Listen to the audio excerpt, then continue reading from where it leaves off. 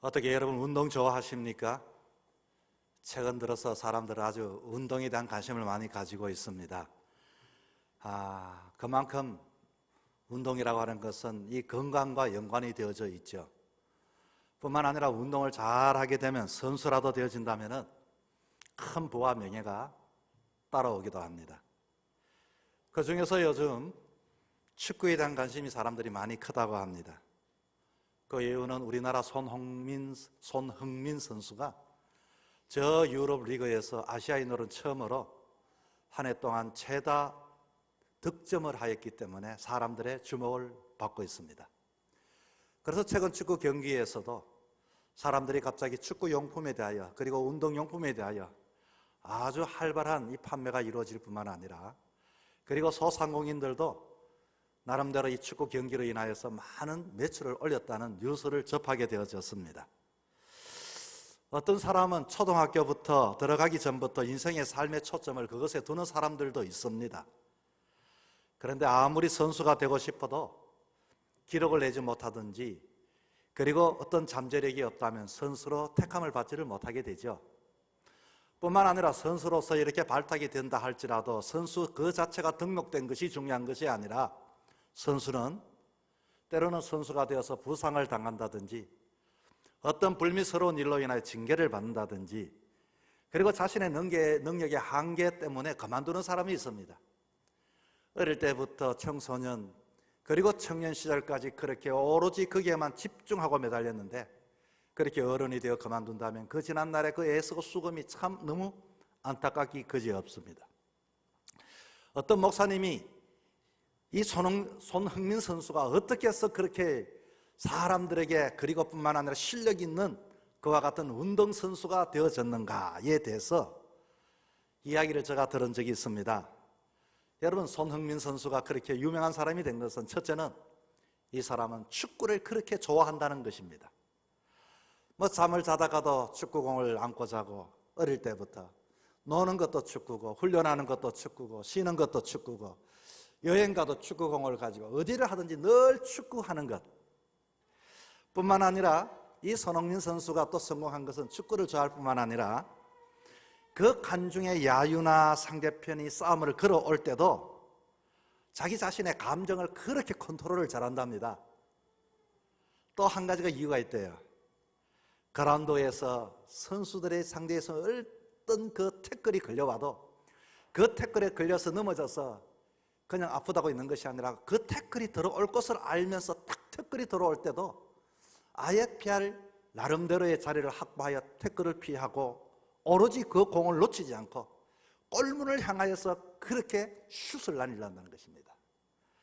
저는 이 이야기를 들으면서 우리 신앙의 삶과도 똑같다는 생각을 하게 되어집니다. 자, 여러분, 많은 사람들이 구원을 받아서 참 예수 믿는 것이 은혜롭다, 좋다 이렇게 생각을 하잖아요. 그런데 예수를 믿다가 신앙생활을 하다가 그만두는 사람들을 얼마나 많이 봅니까? 그런데 그 사람들의 특징들이 한 가지가 있습니다. 정말로 너 인생과 바꿀 수 있는 예수 그리스도, 이 예수가 있어도 좋고 없어도 좋고 때로는 예수님이 자기의 인생의 출세의 도구로 생각하는 사람들은 마음대로 뜻대로 안 되면 예수 믿는 것도 그만둡니다. 쉽게 말하면 인생의 모든 것이 예수가 아닌 사람들이겠죠. 자, 또 어떤 사람들이 그만두는가? 이 봤더니 이 주변에 이 자기를 다스리지 못하여 신앙생활을 그만두는 사람이 있습니다. 여러분, 경기장에 들어간 사람들은요, 이 주변에 이 관중의 야유, 박수 칠 때도 있습니다. 그러나 하고 야유를 하면은 이 야유 때문에 막 자기 감정을 감당하지 못해서 하는 것처럼 이 조금만이라도 이 필드에서 그와 같은 어려움이 있게 되어지면은 그만 자기가 감당을 하지 못해서 신앙을 그만둡니다. 그리고 말하죠. 시험 들었다고 말을 많이 하지 않습니까? 그런데 이 손흥민 선수를 보니까요, 정말로 격한 상황 속에서 어떤가 봤더니 그 얼굴은 카메라를 비추는데 보니까 빙긋이 웃어요.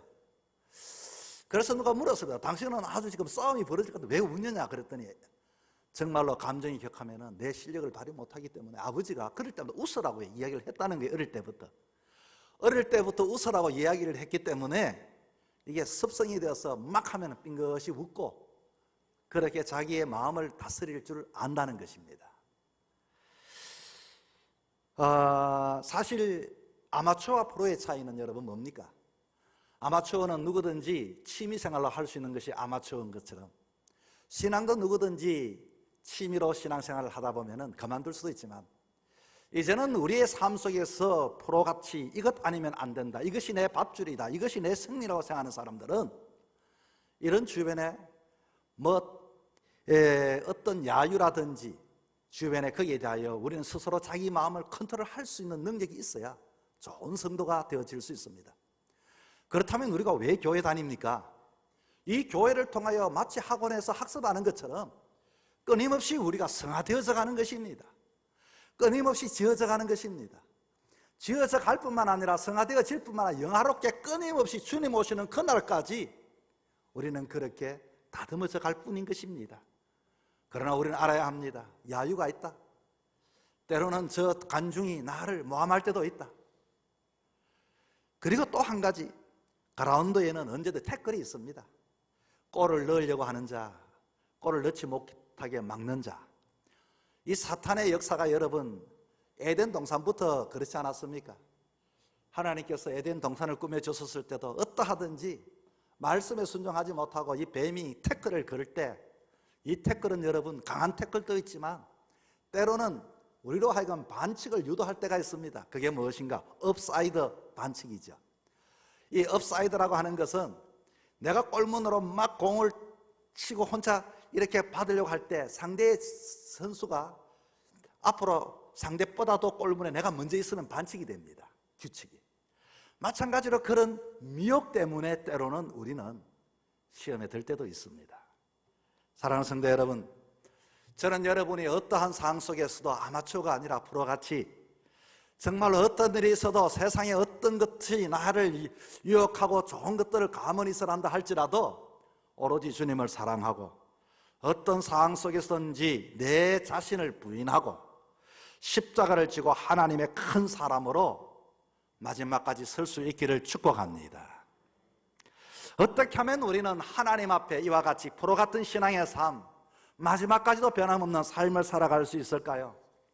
첫째는 우리의 바른 신앙의 고백이 필요합니다. 여러분, 오늘 본문에 봤더니 베드로가 어떻게 고백을 합니까? 예수님께 주는 그리스도시다 이렇게 이야기를 하네요. 예수님은 예수님의 제자들을 데리고 다니면서 늘 궁금한 게 있었습니다. 얘들이 정말 나를 따라다니긴 한데 나중에 나를 또 떠나버리면 어떻게 할까? 과연 나를 따라다니면서 나를 어떻게 생각할까? 이게 궁금했습니다. 그래서 묻습니다. 사람들이 나를 누구라 하더냐? 물었더니 이 주변의 제자들이 말합니다. 뭐 엘리야입니다, 뭐 선지자입니다. 그런데 예수님의 질문은 여러분, 사실은 사람들이 자기를 생각하기보다도 함께하는 제자들이 예수님을 어떻게 생각하면 그게 더 초점에 관심이 있었습니다. 그래서 이렇게 다시 묻습니다. 너희들은 나를 누구라 하느냐? 이게 중요합니다. 여러분, 예수님의 제자가 12제자 중에서요, 정말로 12제자 중에 똑똑한 사람은 한 사람밖에 없습니다. 가룟유다는 참 배운 사람이고 수도 빠르고 머리도 있고, 그런데 어떻게 보면 전부 다 덜 떨어진 사람이었지만 이 베드로가 기막힌 대답을 합니다. 주는 그리스도시요. 마태복음 16장 16절 그 밑에 보니까 뭐라고 하는 거, 주는 그리스도 살아계신 하나님의 아들입니다라까지 딱 고백을 해버렸어요. 사실 오늘 마가복음 읽었던 것에는 이것 아무한테 말하지 말라 이렇게 경계를 하긴 했지만 너와 나와의 관계가 그런 관계라는 것을 주님은 확인하고 싶었던 것입니다. 자, 그런데 그렇게 고백한 그 자리에 마태복음에 봤더니 뭐라고 하는 거 하니, 너의 그 신앙의 고백이에 땅에서 매면 하늘에서도 매이고 땅에서 풀면 하늘에서 풀리는 그 신앙의 고백, 교회를 통해서 고백했던 신앙의 고백이 구원의 핵심이라는 것을 가르쳐 주셨습니다. 오늘 본문의 말씀 속에서 이 베드로의 주라고 하는 이 단어는 참 중요한 단어입니다. 당시에 세상의 권력을 가졌던 이 황제는 그 당시의 주였습니다. 이 황제의 말이 명령이었고 이 황제에서부터 벗어나면 모든 것이 끝이었습니다. 출세도 끝이고 어쩌면 자신의 인생에 희망도 없었던 그런 시대였습니다. 가이사라 빌립보, 이곳은 우상이 가득했던 곳이었습니다. 그리고 황제가 다스렸던 곳입니다. 이곳에서 어떻게 황제를 두고 그 내가 따라다니는 예수님을 향하여 주는 그리스도라고 고백할 수 있겠습니까? 지금의 현실로 여러분, 물질과 권력과 명예가 우리에게 많이 생겼습니다. 우리는 예수님을 믿으면서도 직분도 생기고 예수 믿으면서 내 자리도 생기고 예수 믿으면서 친한 사람도 생겼습니다. 그러나 여러분, 그것이 먼저입니까? 주님이 먼저입니까? 내 자존심이 먼저입니까? 주님이 먼저입니까? 우리는 끊임없이 진짜 프로 선수가 되기 위해서, 하나님의 자녀가 되기 위해서 내 삶에 지난날 가졌던 그 예수님을 통하여 뛰는 가슴을 다시 한 번 더 회복해야 합니다. 내가 사랑하지 못하면 좋은 선수가 되지가 못하고 좋은 성도가 되지 못하는 것처럼 지금도 우리는 주님을 향하여 그런 고백을 해야 하는 것입니다. 이 당시에 이 신앙 고백, 여러분, 사실은 당시에도 많은 2단과 3단이 있었지만은 오늘 이 시도 마찬가지지요. 한 가지 기준이 있습니다. 오늘 우리는 혼돈의 시대에 살아갑니다. 무엇이 진짜 정통일까? 무엇이 구원의 요소일까? 다른 게 필요 없습니다. 주는 그리스도시요 살아계신 하나님의 아들이라고 신앙 고백하는 거기에 예수님께서는 우리에게 천국의 열쇠를 주신다고 했습니다. 그런데 오늘 많은 사람들은 성경에도 가기는 말했죠. 예수를 믿긴 믿어야 하는데 할례를 받아야 한다. 여러분, 그 필요 없습니다. 왜 그게 미혹됩니까? 예수를 믿어도 주일을 성수하되 안식일의 의미는 토요일이다. 그 토요일을 지켜야 진짜 안식 지키는 것이다. 왜 그게 빠져 있습니까? 예수를 믿어도 구원파처럼 구원의 고백을 이와 같이 구원받았다 맨날 며칠을 알아야 된다. 그 필요 없습니다. 오늘도 수많은 사람들은 이와 같이 우리를 유혹합니다. 뭐 예수 믿는 사람들이 한 형제인데 무슨 직분이 필요하냐? 아닙니다. 그런 것들이 구원의 요소는 또 아닌 것처럼 구원의 요소는 정말로 신앙의 핵심은 주는 그리스도시요, 여러분의 삶에 그리스도가 빠져 있다면 다시 한 번 더 우리는 뜨거운 가슴을 회복함이 필요한 것입니다. 사랑하는 성도 여러분, 여러분의 삶 속에 다시 한 번 더 주는 그리스도여 살아계신 하나님의 아들이심, 이 신앙 고백, 그때뿐만 아니라 지금도 할 수 있는 저와 여러분 되기를 축원합니다. 두 번째는 정말 프로 같은 신앙의 삶을 살기 위해서는 자기 부인을 해야만이 우리는 아마추어에서 프로로 자라날 수가 있습니다. 34절 말씀 여러분 보십시오. 무리와 제자들을 불러 이르시되 아무든지 나를 따라오려거든 자기를 부인하고. 여러분, 부인한다는 뜻은 무슨 뜻입니까? 자기의 권리를 포기한다는 겁니다. 자기의 주장, 자기의 경험, 자기의 이성, 자기의 배움, 이거 누가 이야기했습니까? 사도 바울이 옛날에는 나름대로의 자랑할 게 많았습니다. 내세울 게 많았습니다. 그런데 사도 바울은 뭐라고 말하면 나는 날마다 죽는다라고 고백을 했습니다. 자기 자신이 날마다 죽지 않는 사람은 살아날 수가 없습니다. 케이치프 노이드라고 하는 심리학자가 이런 말을 했습니다. 오늘날 현대인들은 6가지의 감옥에 갇혀 산다, 이렇게 이야기해서 6가지가 과연 뭔가? 현대인들이 감옥에 갇혀 산다. 첫째는 자아도취병의 감옥에 산다는 겁니다. 자기의 예쁜 면만을 보고 흔히 공주병, 왕자병이라고 말하지요. 다시 말하면 자기 부인이 아니라 언제든지 자기가 옳다, 자기가 맞다, 이래야 한다, 저래야 한다, 여기에 감옥에 갇혀서 산다는 것입니다. 두 번째는 비판의 감옥입니다. 다른 사람의 단점만 보이고 자기만 맞기 때문에 다른 사람의 다 비판이, 문제가 다 눈에 보이는 사람들, 여러분, 이런 사람은 친구가 없고 외로운 사람입니다. 그리고 절망의 감옥, 만약에 세상을 향하여서 자기 마음대로 뜻대로 안 되면 또 쉽게 절망해버립니다. 세상은 살만한 가치가 없다라고 이렇게 속단해버리는 그런 감옥에 갇혀 산다는 겁니다. 넷째는 과거 지향적의 감옥입니다. 옛날에는 좋았는데 지금은 어떻다. 여러분, 지금도 성실하지 못한 사람은 그때 이야기한데도 그때 그 과거로 돌아가 보면 그때도 그분은 성실하지 못한 자입니다. 그런 감옥에 늘 산다는 겁니다. 그리고 선망의 감옥, 다른 사람을 늘 부러워하고 자기 자신을 자학하는 사람들. 그리고 질투의 감옥, 함께 삶을 살아가면서 심지어 남편이 아내에게도 질투하는 사람이 있다고 합니다. 여러분, 그런데 우리는 누굽니까? 프로 선수가 되고 앞으로도 여기에 모든 것을 가지고 자라나야 할 바른 신앙의 삶을 살아가야 할 자이기에 우리는 이 감옥에서 탈출하고 날마다 자기 자신을 부인하는 훈련이 필요한 것입니다. 그게 쉽습니까, 여러분? 어렵습니다. 저도 어렵고 여러분도 어렵습니다. 그러기에 우리는 날마다 주님 앞에 나와 회개하는 것입니다. 그러기에 우리는 주님 앞에 날마다 엎드리는 것입니다. 내 힘으로 안 됩니다. 언젠가 다시 내 감정이 앞서게 되고 언젠가는 그와 같이 내 자신을 컨트롤하지 못하여 내 육신의 모습을 드러낼 때가 얼마나 많은지 모릅니다. 손흥민이가 성공했던 것, 마인드 컨트롤. 여러분, 운동선수들에게는, 프로에게는 마인드 컨트롤, 특별히 골프를 치는 사람들에게도 아주 마인드 컨트롤이 중요하다고 합니다. 그 홀을 가지고 넣으려고 할 때 주변에서 야, 그거 쉽게 들어가겠냐, 야, 그거 넘어가겠다, 안 된다 막 하면 그 들으면 막 집중하다가도 자기 마음을 다스릴 줄 아는 사람. 옛날에 이런 이야기, 공주병에 걸린 할머니가 계셨습니다. 이분은 아주 양장을 입고 나름대로 잘 꾸미고 아주 피부 관리도 잘하고 예쁜 할머니였습니다. 어느 날 시장을 이렇게 지나가는데 뒤에 총각이 이렇게 부릅니다. 같이가 전혀, 이렇게 부릅니다. 같이가 전혀 부르니까 자기 속으로 자기는 할머니인데 처녀가 뒤에 있는가 싶어서 또 보니까 처녀가 없었어요. 또 부릅니다. 총각이 같이가 전혀. 그러자 이 사람이 나를 보고 처녀처럼 보여서 나보고 같이 가자 그러는가.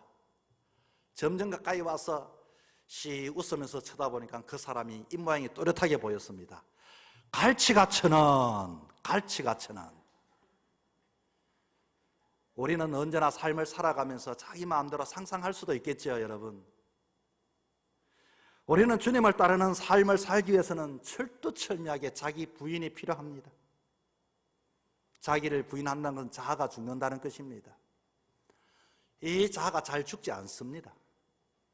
그래서 우리는 성령님의 도움을 구하십니다. 운동선수가 필드에 들어서는 순간 주변의 관중들은 한우도 하지만 야유 소리에 반응하면 좋은 제자가 될 수가 없습니다. 자아라는 감옥에서 벗어나야 하는데, 내 자아라고 하는 것은 마치 우리가 이 땅에 지구에서 사는 사람은 중력을 받는 것과 같이 똑같이 중력처럼 내 자아가 나를 드러내려고 합니다. 중력은 지구 위에 있는 것을 지구 중심 방향으로 끌어당기는 힘이죠. 우리는 하나님을 보면서도 자꾸만 땅으로 중심으로 축으로 우리를 끌어내고 있습니다. 우리 신앙인의 삶의 무게중심은 그럼에도 불구하고 하늘 중심으로 두는 자입니다. 내가 죽어야 교회가 살고, 내가 죽어야 성령이 역사하고, 내가 죽어야 내 가정이 삽니다. 사랑하는 성도 여러분, 오로지 골문을 향하여 복음이라는 공을 가까이 두고 힘차게 달려갈 수 있기를 축원합니다. 마지막 세 번째는 자기 십자가를 져야 합니다. 오늘 34절 말씀에 이렇게 합니다. 자기 십자가를 지고 나를 쫓아라, 쫓을 것이니라. 여러분, 십자가가 뭡니까? 목회자는 목회자의 십자가가 있고, 중직은 중직자의 십자가가 있습니다. 가정의 아빠는 아빠의 십자가가 있고 어머니의 십자가가 있습니다.